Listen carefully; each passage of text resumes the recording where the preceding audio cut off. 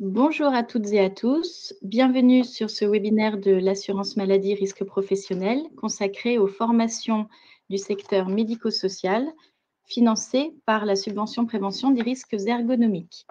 Merci d'avoir répondu nombreux à notre invitation. Nous sommes ensemble pendant 1 heure. Alors, je vous présente nos intervenants. Tout d'abord, Audrey Détouche, qui est responsable du pôle incitation financière à la CARSAT Rhône-Alpes. Bonjour à tous. Et Fabrice Roudil, qui est ingénieur conseil et également chef du programme sanitaire et médico-social à la CARSAT Rhône-Alpes. Bonjour à tout le monde.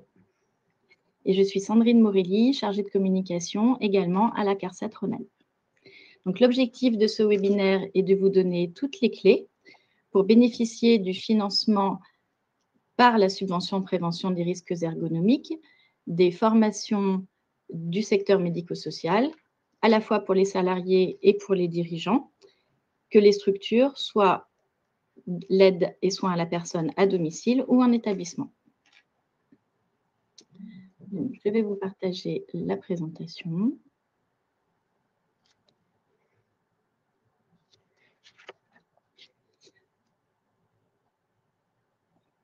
Alors, quelques petites informations pratiques avant de commencer.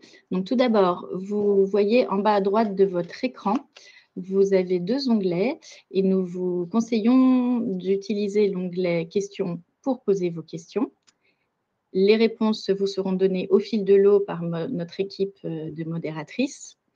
Quelques questions pourront être posées oralement à la fin du webinaire aux intervenants. Et vous avez également l'onglet chat qui, lui, est plutôt réservé à vos problèmes d'ordre technique si vous en rencontrez.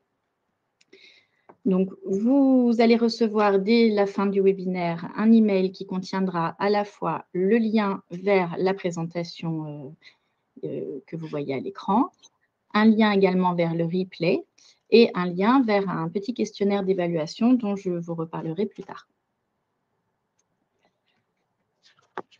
Un petit mot de présentation sur l'assurance maladie risque professionnel. Donc, l'assurance maladie risque professionnel assure plus de 19 millions de salariés du secteur privé et elle a 3 grandes missions. Donc, la première, c'est d'indemniser et d'accompagner toutes les victimes d'accidents du travail et de maladies professionnelles. La deuxième mission est de fixer les taux de cotisation, donc AT-MP des entreprises, puisque comme vous le savez certainement, la prise en charge des accidents du travail et maladies professionnelles est supportée uniquement par les entreprises. Et la troisième mission, c'est de prévenir les risques professionnels, donc c'est-à-dire d'aider les entreprises à faire en sorte qu'il y ait le moins possible d'accidents du travail et de maladies professionnelles. Donc pour cela, les équipes de préventeurs sont présentes partout en France auprès des entreprises et sur les chantiers pour déployer des programmes de prévention nationaux sur des risques majeurs comme les troubles musculo-squelettiques, les risques chimiques ou les risques psychosociaux, pour n'en citer que quelques-uns. Donc, voici l'organisation fonctionnelle et territoriale de l'assurance maladie risque professionnel. Donc, au total, 21 caisses sur l'ensemble du territoire, donc les CARSAT dans la plupart des régions. En Île-de-France, elle s'appelle la CRAMIF. Et dans les Outre-mer, s'il s'agit des caisses générales de sécurité sociale, les CGSS. Et ces caisses ont pour mission, donc la mission de tarification, la mission de prévention en lien direct avec les entreprises. Et la troisième mission de l'assurance maladie risque professionnel est exercée par les caisses primaires d'assurance maladie et également en Outre-mer, toujours les caisses générales de sécurité sociale. Et elles exercent la mission d'indemnisation, d'accompagnement des victimes, donc en matière de reconnaissance et de réparation.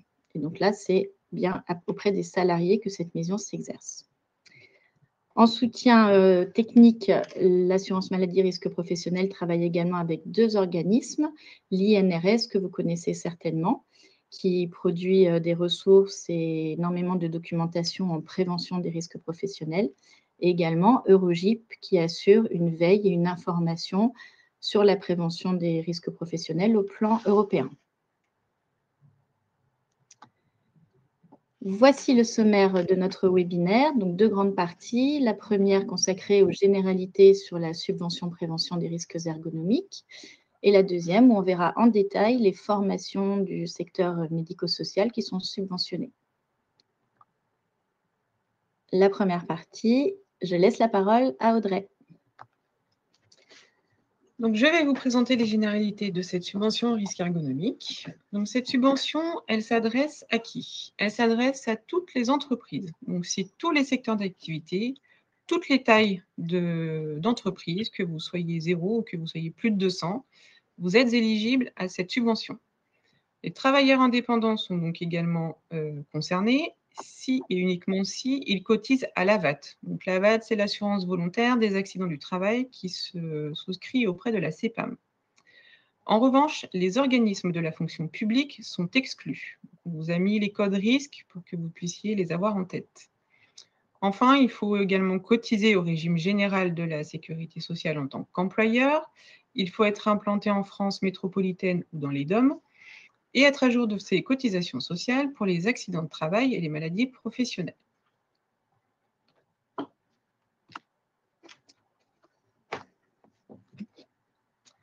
Donc, dans cette subvention, on finance 4 volets. Le premier volet, c'est les actions de prévention. Donc, dans ce volet actions de prévention, on prend en charge les formations, les diagnostics ergonomiques et des équipements. Le deuxième volet concerne les aménagements de postes de travail. Donc, c'est pour prévenir la désinsertion professionnelle d'un salarié, qu'on appelle la PDP. Donc, c'est en lien avec la médecine du travail. On finance également les actions de sensibilisation du personnel aux facteurs de risque ergonomiques. Et enfin, des frais de personnel d'une personne dédiée à la prévention des risques ergonomiques au sein de l'entreprise. Les montants qui sont pris en charge dans cette subvention. Donc, pour les 4 types de volets, 4 subventions, on prend en charge 70% du montant hors taxe. Donc, montant hors taxe des formations ou des diagnostics ou des matériels. On prend en charge également les frais de transport ou les écotaxes, par exemple. Pour chaque volet, il y a un plafond. Donc, pour les 3 premiers volets, c'est 25 000 €.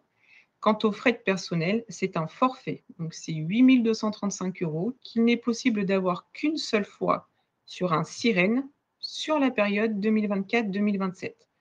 Ça implique que si vous avez une entreprise qui a le même sirène mais plusieurs sirettes, il y a une seule entité qui pourra l'avoir sur la période 2024-2027. Au total, les plafonds pour ces 4 volets, c'est 75 000 € pour les entreprises de 1 à 199 salariés et c'est 25 000 € pour les entreprises de 200 salariés et plus. Donc ça veut dire que vous pouvez faire plusieurs demandes pour plusieurs les volets et que sur chaque volet, vous pouvez atteindre 25 000 € dans la limite, tout compris sur ces 4 volets, de 75 000 € ou 25 000 € si vous êtes plus de 200 salariés. Il existe des accords de branche qui sont signés avec les fédérations et du coup, ça va majorer les prises en charge de cette subvention. Pour les 4 volets, on voit donc que l'on passe de 70% initialement à 85% du montant hors taxe. Le forfait de frais de personnel, quant à lui, passe de 8 235 € à 10 000 €. En revanche, c'est le même principe, c'est une fois par sirène sur la période 2024-2027.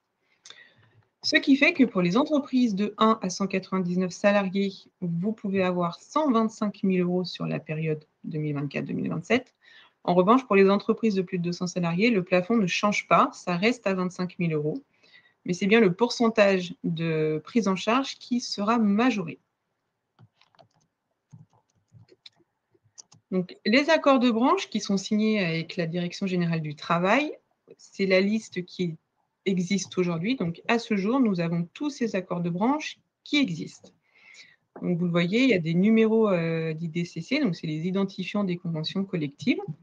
Si votre numéro de convention collective est dans cette liste, ça veut dire que vous avez un accord de branche, ça veut dire que vos forfaits de prise en charge sont majorés. Donc, vous êtes à 85% ou 10 000 € sur le forfait de prise en charge.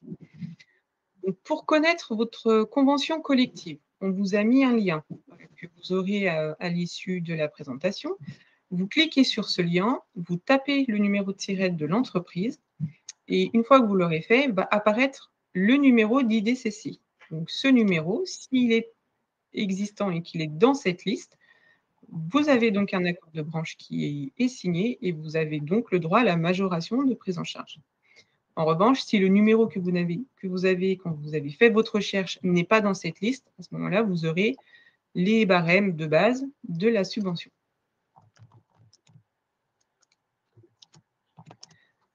Enfin, je vous parle aussi un petit peu des règles de gestion, notamment sur cette fin d'année, puisque cette subvention, elle fonctionne uniquement quand vous avez terminé la formation, la prestation ou terminé l'achat d'équipement.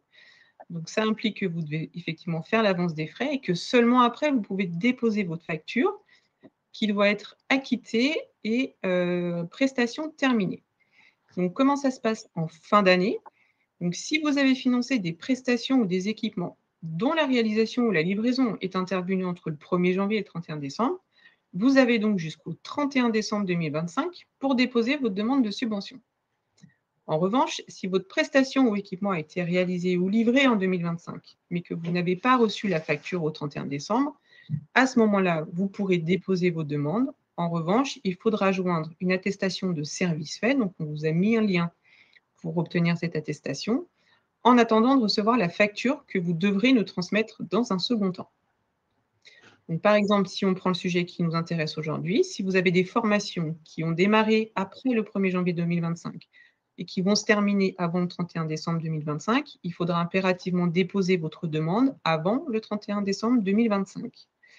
Si vous avez une formation qui commence en 2025, mais qui va se terminer sur 2026, il faudra à ce moment-là attendre 2026 pour déposer votre demande et faire votre dossier de demande de subvention.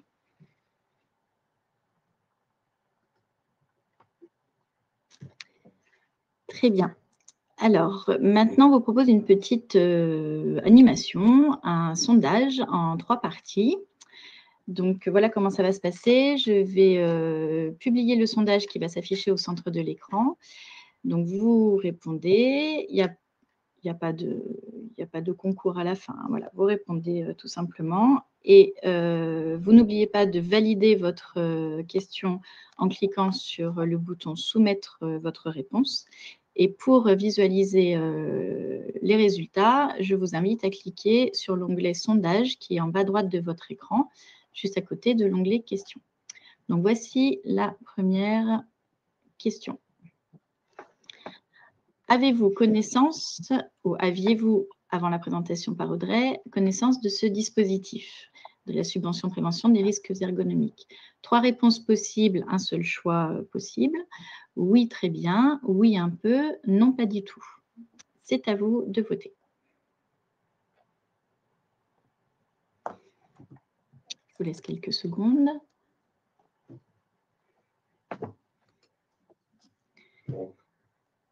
Donc, on va prendre connaissance des résultats en cliquant sur l'onglet « Sondage ». Et là, on voit une répartition à peu près équivalente entre « Non, pas du tout », qui est quand même la majorité, à 48%, « Oui, un peu » à 39% et « Oui, très bien » à 12%. Parfait. Alors, deuxième question pour les personnes qui ont répondu « Oui »,« Oui, très bien » ou « Oui, un peu » à la première question. Donc, si vous connaissiez le dispositif, l'avez-vous déjà utilisé et dans ce cas, pour quelle mesure ou quel volet? Est-ce que c'est pour une action de prévention, pour un aménagement de poste de travail, une action de sensibilisation aux facteurs de risques ergonomiques, ou alors pour les frais de personnel, ou alors vous ne l'avez pas utilisé? Et là, je vous précise que plusieurs réponses sont possibles. C'est à vous.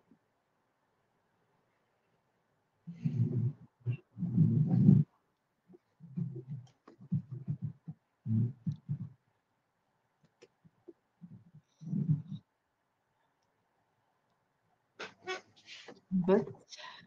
Alors, voilà la répartition des réponses.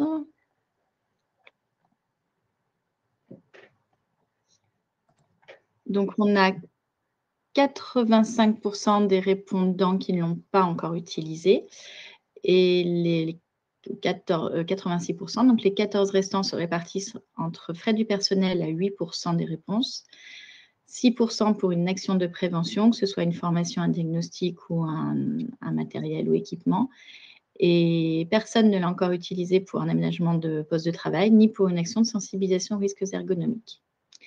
OK. Troisième question dans notre sondage. Alors, cette question s'adresse aux personnes qui ont répondu non à la première question. Donc, si vous ne connaissez pas ce dispositif, eh bien, envisagez-vous de déposer une demande de subvention de prévention des risques ergonomiques dans un futur plus ou moins proche? 3 propositions de réponse, un seul choix possible. Oui, non ou je ne sais pas encore. C'est à vous.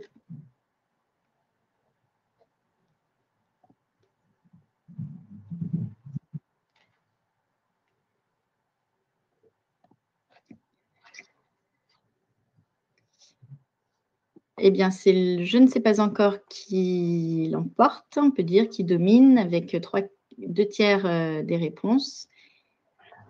28% qui répondent oui.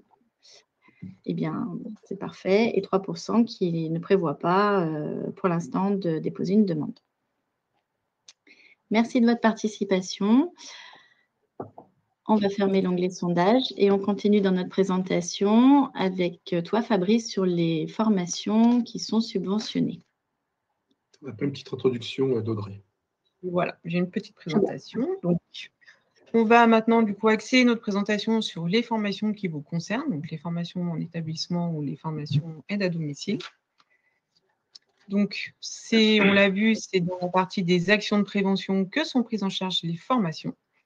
Donc, ces formations, c'est afin d'acquérir au sein de l'entreprise les compétences nécessaires à l'animation ou à la mise en œuvre d'un projet de prévention sur les risques ergonomiques.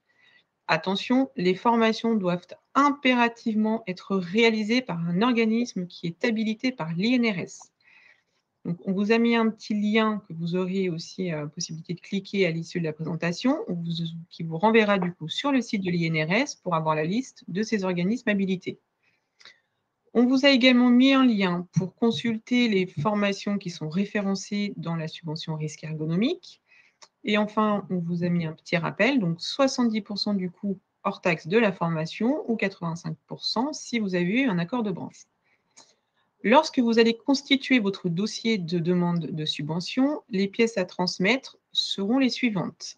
L'attestation URSSAF qui doit impérativement dater de moins de 6 mois, votre RIB, la facture acquittée, puisque je vous l'ai indiqué tout à l'heure, c'est une seule fois que la formation ou que vos achats sont terminés que vous pouvez déposer votre dossier.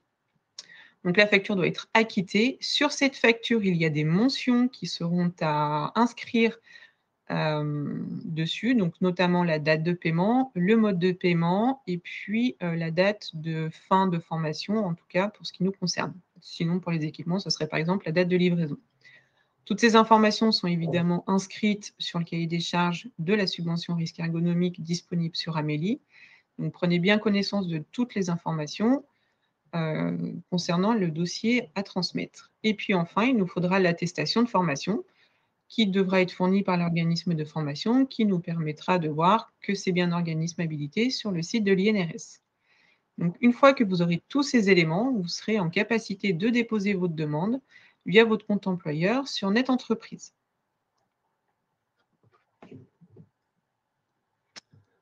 Alors, je vais prendre le relais et vous présenter les différentes formations sectorielles qui existent dans vos activités. Alors, on parlait tout à l'heure de l'INRS, qu'il fallait qu'elle habilite certains organismes de formation. C'est vraiment très, très important cet aspect-là, et c'est d'autant plus important que tous ces modules de formation qu'on va évoquer, il y a une ingénierie pédagogique qui a été faite par l'INRS. Et donc, pour pouvoir déployer ces formations, les organismes doivent nous montrer qu'ils sont aptes à dispenser ces formations. L'avantage pour nous aussi, c'est que ces formations, comme elles ont été montées par l'INRS, on estime que c'est vraiment un gage de qualité. Alors, pourquoi on s'est intéressé au secteur sanitaire médico-social? Ça fait 10-12 ans qu'on commence à avoir ces formations. vous n'êtes pas sans savoir que votre secteur est assez sinistré. Donc, généralement, tout ce qui est aide à domicile, EHPAD, on est à 3 fois les indicateurs nationaux, et les côtés cliniques, hôpitaux, plutôt vers le double. Et ça reste des secteurs d'activité sur lesquels on se doit de se pencher en tant qu'assureur. Pour cela, on a vraiment conscience qu'il faut qu'on ait ce triptyque à ces 3 niveaux différents. Donc, comme vous le voyez, le premier niveau, le dirigeant. Ensuite, un animateur, généralement quelqu'un qui fait partie de l'encadrement intermédiaire. Et après, les acteurs, donc votre personnel de terrain. Il faut vraiment qu'on ait ce maillage des trois entités. Alors, quand on est dirigeant, bien évidemment, c'est cette personne qui va porter la politique de santé, sécurité au travail, qui va manager ces risques au niveau de son entreprise. Par contre, pour ça, il a besoin d'un support, donc un animateur prévention pour piloter son projet de prévention. Cet animateur, son rôle, ça va être d'organiser et d'animer justement cette démarche. Et s'il n'a pas l'engagement et cette lettre d'engagement de la direction, il aura beaucoup de mal à le mettre en œuvre. L'idée, c'est qu'on ait toujours un projet de prévention dans l'entreprise et qui tourne. Et vraiment, c'est d'arriver, in fine, à proposer des pistes d'amélioration, d'être en mesure de pouvoir juger comment on peut réduire les risques dans l'entreprise. Donc pour cela, bien évidemment, il doit analyser les situations de travail et faire une évaluation. Et typiquement, c'est ce qu'on retrouve dans le document unique d'évaluation des risques que vous connaissez assurément. Ensuite, on a le niveau, je vais dire, opérateur, acteur de terrain. Donc, c'est lui qui va vivre le travail, enfin, tout le monde travaille, hein, bien évidemment, mais le travail auprès de vos bénéficiaires. Et ce qu'il faut, c'est qu'ils soient en capacité de pouvoir analyser sa propre situation de travail pour pouvoir savoir comment il va intervenir. Donc, le fait d'être en mesure d'analyser cette situation de travail, ça va lui permettre soit d'agir directement s'il peut faire des actions correctrices tout de suite, soit de les faire remonter à l'échelon supérieur, donc à l'animateur, qui lui a cette mission de pouvoir gérer tous ces dysfonctionnements, comme on dit souvent dans nos entreprises. Dans votre secteur d'activité, l'acteur FRAP, on est très orienté sur ce qu'on appelle l'accompagnement de la mobilité de la personne aidée ou soignée.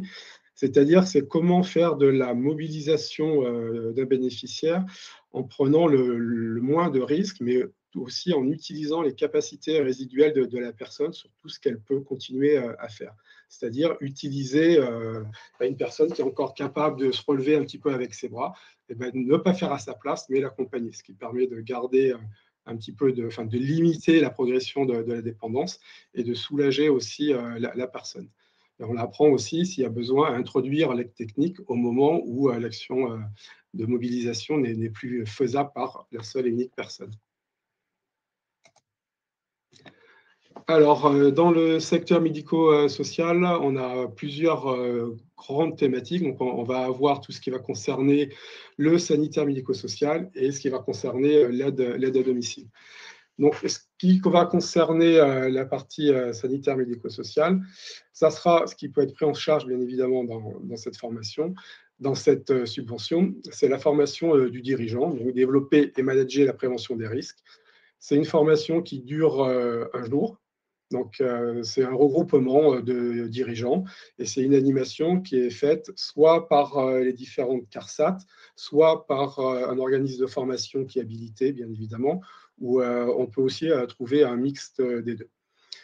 Donc, vous voyez qu'à côté, on parle d'une demi-journée d'accompagnement. Cette demi-journée d'accompagnement, elle est importante et elle est liée avec la formation devenir animateur de prévention sanitaire médico-sociale. Donc, c'est-à-dire la fonction intermédiaire qui va être la personne qui va gérer votre animateur santé et sécurité. Et dans cette formation, on a une demi-journée où, après 2 jours de formation, le formateur va dans l'entreprise, dans votre établissement, et rencontre le dirigeant pour travailler sur le projet de prévention. Donc, elle est vraiment, vraiment importante parce que ça permet de construire et de structurer votre projet de prévention, qui va être un petit peu le fil conducteur de la formation animateur prévention SMS.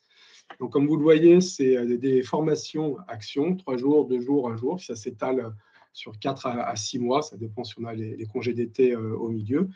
Mais il faut quand même bien avoir en tête que dans cette formation, la personne qui va être animateur, elle va devoir faire des travaux d'intersection pour arriver avec de la matière et repartager avec à la fois le formateur et aussi les autres collègues. L'avantage d'avoir des formations qui sont spécifiques, ça permet d'avoir un petit peu des retours d'expérience, du partage d'analyse de la pratique avec d'autres personnes. Ça, c'est vraiment le binôme dirigeant-animateur SMS. Ensuite, vous pouvez aussi faire des formations de formateurs, c'est-à-dire quelqu'un qui va être à même de pouvoir dispenser la formation PRAP, sanitaire médico-sociale, dans votre structure. C'est une formation qui reste assez lourde, hein, comme vous le voyez, avec 14 jours. C'est 3 semaines avec des travaux à intercession aussi.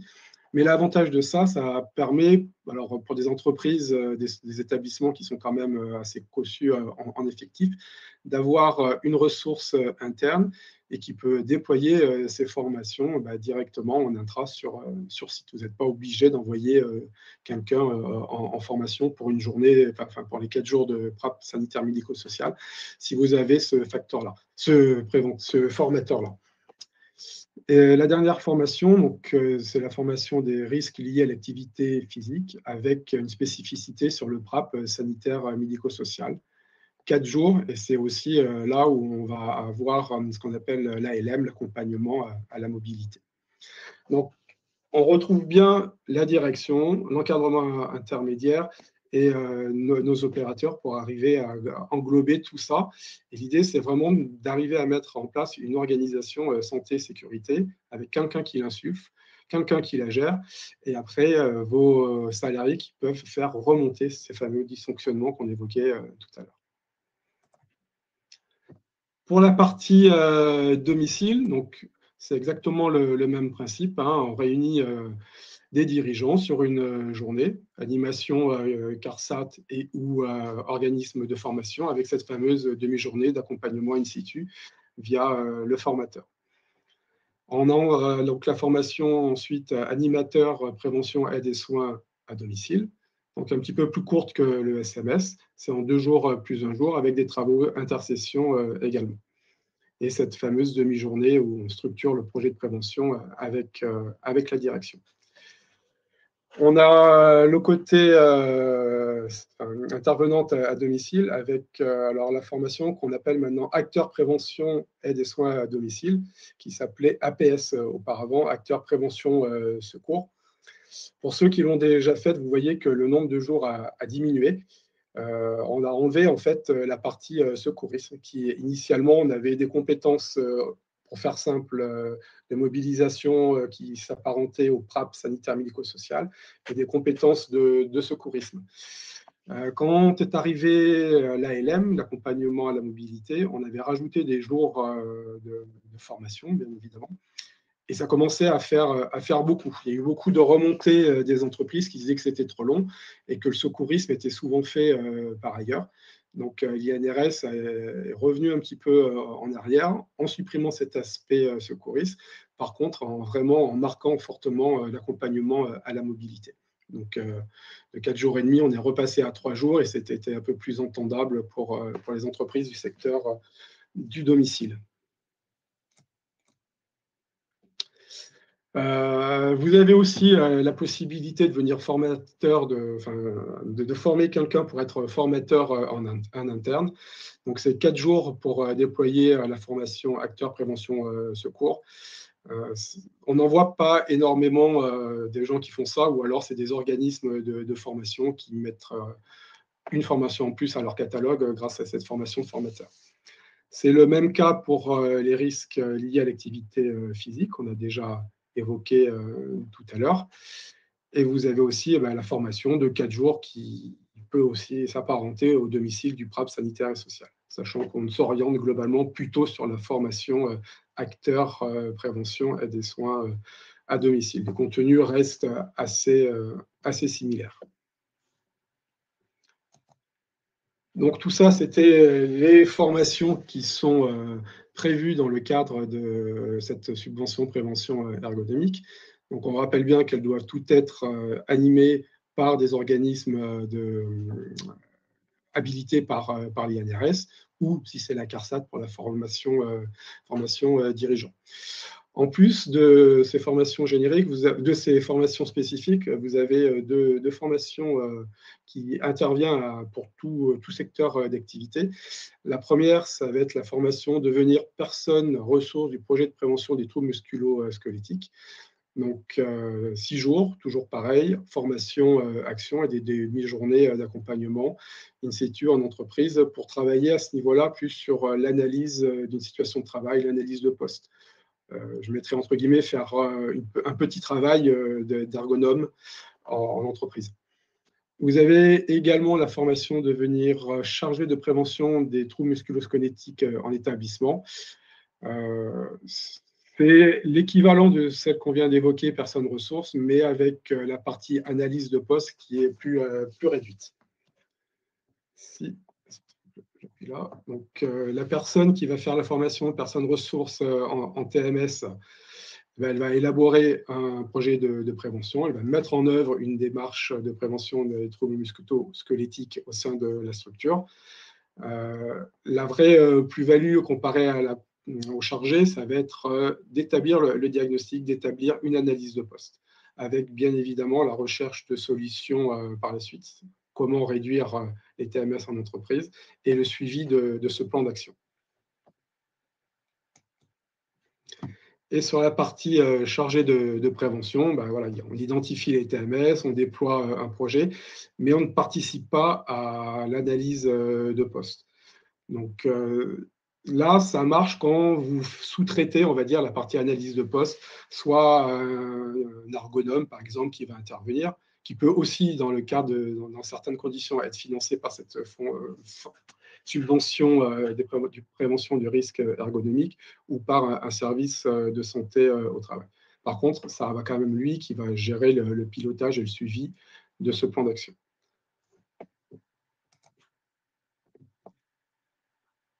Je redonne la parole à Sandrine.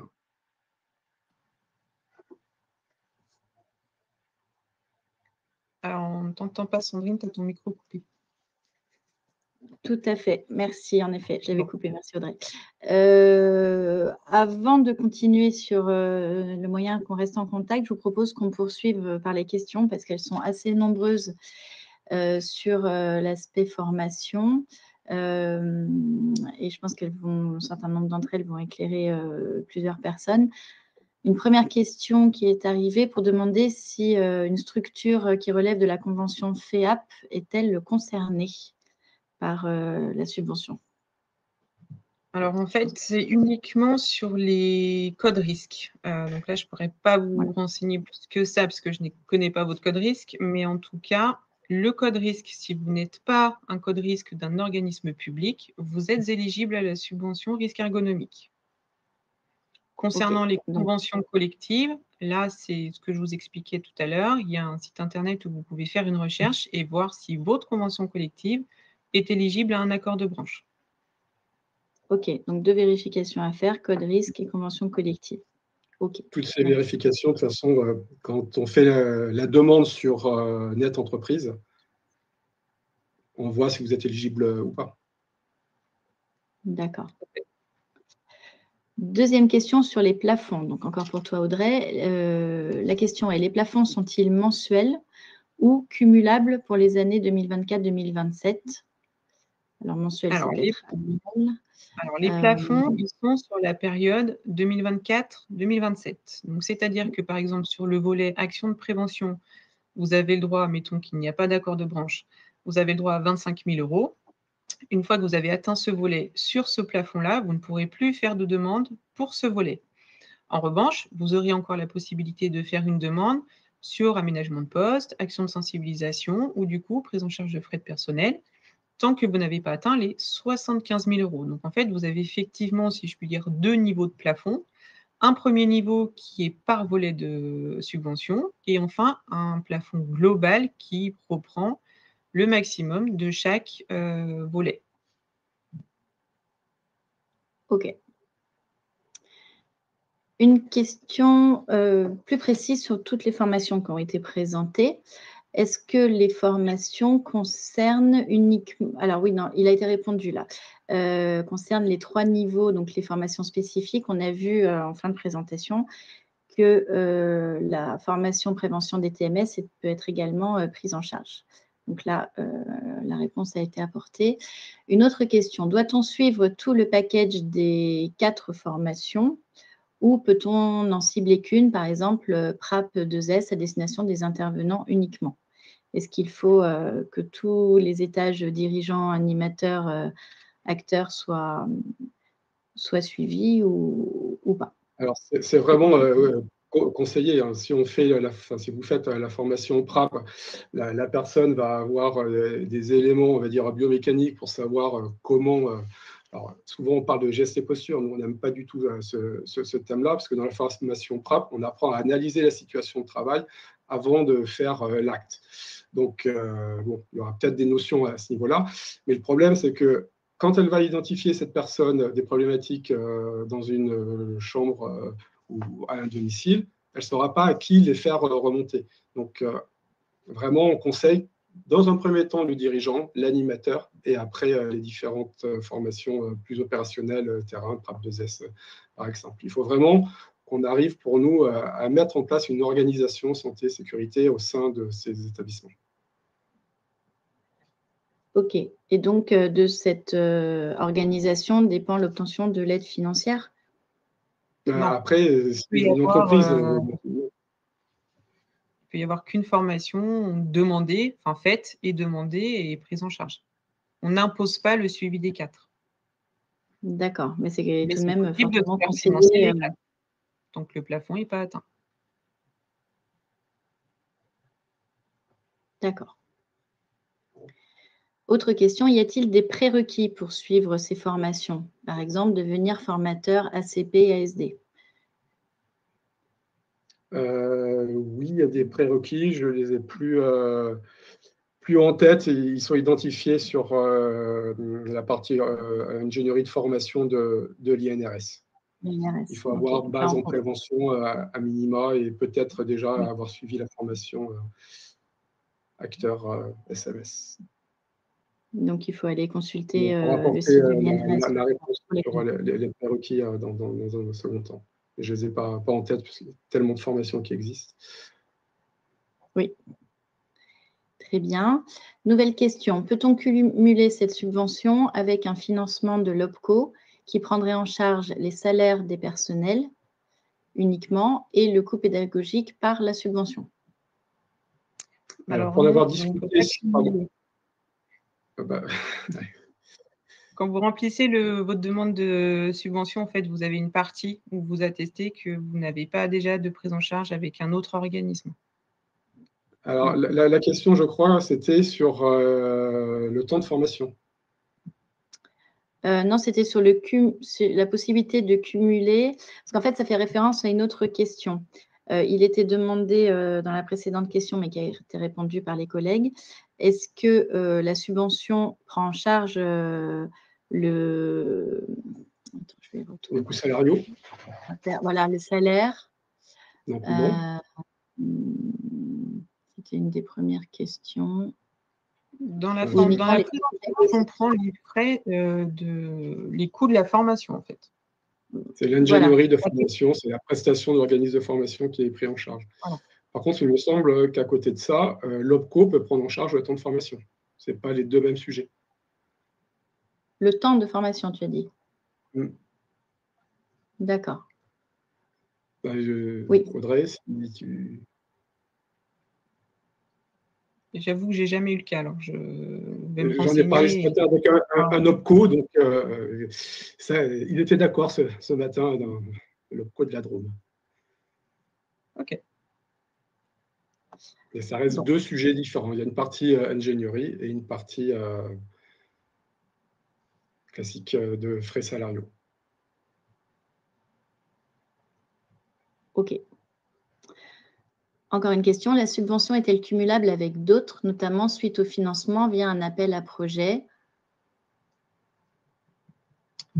Alors, un appel à projet dans Alors, quel appel à sens? projet. Dans ce cas-là, on parle de l'aide à domicile avec la dotation complémentaire, j'imagine, ou avec parle une alors, renouvelable de je vais l'ARS. me risquer CLACT, CLACT, AMI, QVT. Voilà ce qui est indiqué entre parenthèses. Alors, les CLAC, c'est des contrats locaux d'amélioration des conditions de travail pour gérés par l'ARS. Donc, ça concerne plutôt le secteur sanitaire généralement.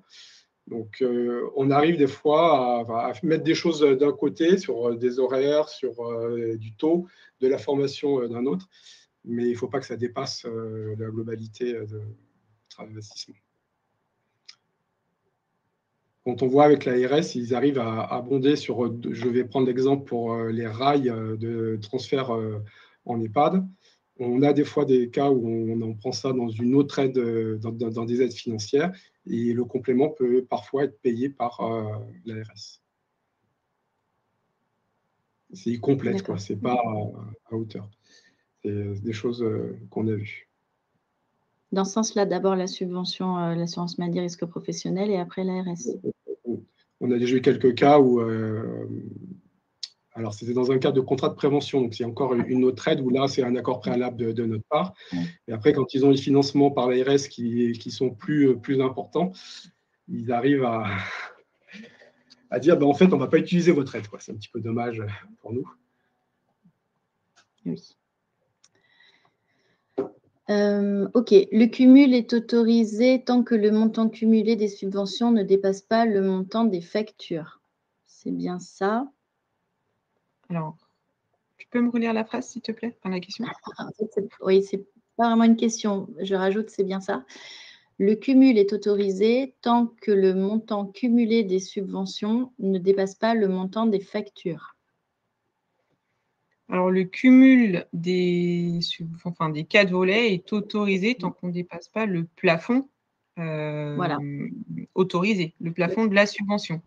Vous pouvez Le plafond faire, qu'apparaît voilà, c'est-à-dire que si sur votre dernière demande, imaginons que vous avez une facture de 10 000 € et que vous n'avez plus que 2 000 € de disponibles, nous, on sera borné à 2 000 €, même si, dans le vrai calcul, 70 % vous auriez dû avoir plus, mais c'est le delta qui va vous rester sur votre plafond. D'accord. Donc, les 30 % restent à charge de l'entreprise. Tout à fait. Il y a de toute façon un reste à charge. Exactement. OK. Alors, on a d'autres questions qui arrivent. Du coup, si on a utilisé notre plan de formation avec une OPCO, on peut faire une demande de formation par la CARSAT? Alors là, il faut voir tant qu'en fait l'OPCO n'a pas fait de participation, il est possible de faire une demande de formation chez nous, du moment qu'elle a été réalisée, par contre. Oui, alors ce n'est pas une demande de formation, du coup, c'est une demande de subvention pour financer une formation. Oui, mais si l'OPCO n'a pas participé, ils peuvent déposer leur demande. D'accord.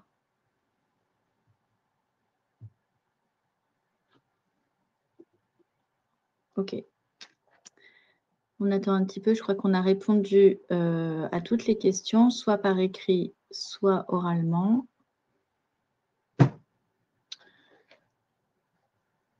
Dans ce cas, je vais finir de dérouler la présentation et on reviendra aux questions s'il y en a d'autres qui arrivent entre-temps.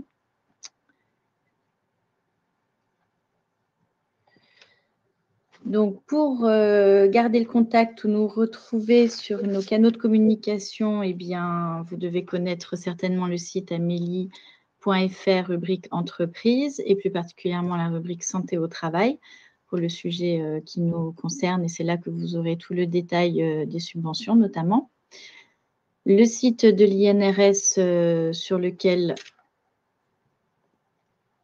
vous trouverez notamment les organismes habilités et puis toute la documentation produite par l'INRS. Et puis sur le site de la CARSAT de votre région, vous trouverez aussi plein d'informations, et notamment dans la rubrique se former en prévention, où vous aurez la liste des organismes habilités par votre CARSAT. Sur les réseaux sociaux, vous pouvez suivre notre actualité, donc soit les comptes de l'assurance maladie, ou plus précisément celui de l'assurance maladie risque professionnel, qui a un compte à part entière sur le réseau LinkedIn. De même, la CARSAT de votre région a probablement un compte sur LinkedIn également, donc n'hésitez pas à les suivre. Et puis, pour avoir plus d'informations sur nos actualités, nos offres de services, eh bien, nous vous invitons à vous abonner à notre newsletter qui s'appelle 3 minutes entreprise, qui paraît à raison d'un numéro par mois, que vous lisez très facilement. Et là, vous n'échapperez pas à toute notre actualité et à tout ce que nous mettons en place pour vous aider à progresser en prévention. Voilà, la présentation se termine. Je regarde s'il y a d'autres questions. Alors, il est indiqué que sur les sites sur lesquels sont affichés les organismes habilités ou référencés, tout n'est pas toujours à jour, que ce soit sur le site de l'INRS ou sur le site des CARSAT. Eh bien, est-ce qu'il y a, vous savez, s'il y a une période de mise à jour des organismes, ou est-ce que ça se fait au fil de l'eau, ou est-ce que c'est une fois par an? Je crois qu'il y a des fréquences, je ne crois pas que ce soit au fil de l'eau, parce que j'ai souvenir d'avoir le cas d'un organisme qui avait été habilité, qui avait attendu 2-3 mois, je crois, avant d'apparaître sur les listes. D'accord. Donc, bon, n'hésitez pas à vous reconnecter. Puis de notre côté, on va essayer d'être plus réactif pour mettre à jour ces listes d'organismes de formation. Est-ce qu'il y a d'autres questions? Le site de la Grèce. Bon.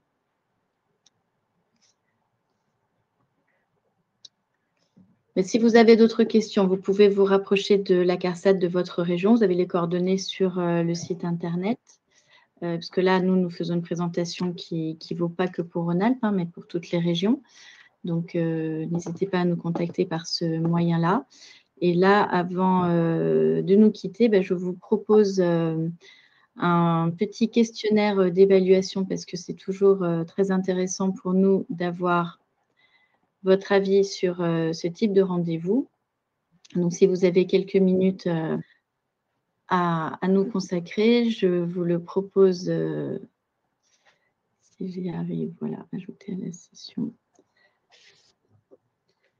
Voilà, votre avis nous intéresse, et pour qu'on puisse mieux répondre à vos problématiques, n'hésitez pas à répondre à ce court questionnaire. Vous aurez aussi le lien dans l'email que vous recevrez dans quelques minutes, avec, je vous le rappelle, le lien vers la présentation et le lien vers le replay que vous pourrez partager avec vos collègues ou dirigeants. N'hésitez pas, c'est vraiment pour vous que nous organisons ces rendez-vous. Eh bien, il n'y a pas d'autre question qui est arrivée. Merci de votre attention et à bientôt sur vos écrans. Bonne fin de journée. Merci, bonne fin de journée.